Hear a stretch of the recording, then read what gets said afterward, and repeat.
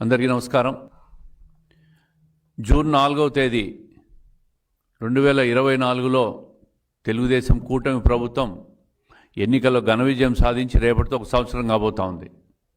మరి అదే రోజు ఆశ్చర్యకరంగా వైఎస్ఆర్ కాంగ్రెస్ పార్టీ జగన్మోహన్ రెడ్డి గారు వెన్నుపోటు దినమని చెప్పి ఒక కొత్త డ్రామాకు తెరలేపినాడు. వెన్నుపోటు దినమట.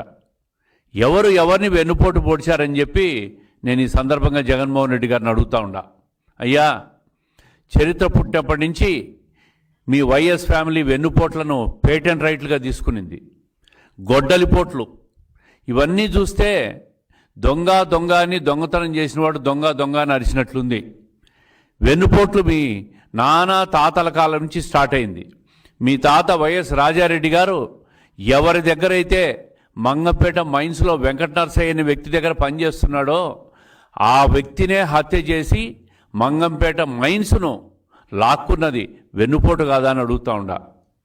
మరి కాంగ్రెస్ పార్టీ అంత పెద్ద పొజిషన్ ఇస్తే మీ తండ్రి గారు రాజశేఖర రెడ్డి గారు ఆ రోజు పివి నరసింహారావు మీద, ప్రధానమంత్రి మీద చెప్పులు వేసిన విషయం వెన్నుపోటు కాదా అని అడుగుతూ ఉండా. మరీ ఈ ముఖ్యమంత్రి జగన్మోహన్ రెడ్డి గారు, మాజీ ముఖ్యమంత్రి గారు సొంత చెల్లెల ఆస్తులు లాక్కొని మరి చెల్లెలను నడి రోడ్డు మీద వదిలేసినట్టు వెన్నుపోటు కాదా అని అడుగుతూ ఉండా.